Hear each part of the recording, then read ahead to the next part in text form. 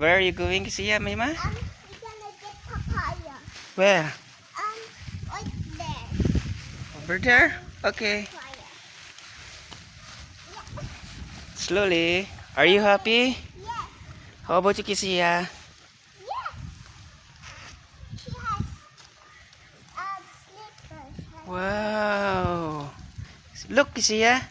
Happy man si Sia.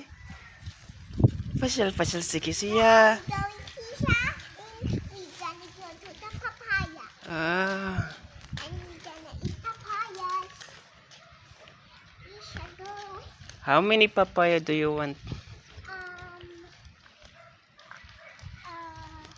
Four. 4. Wow. Four is my favorite papayas. The other next day and another is next day. Then I just eat papaya. His little foot.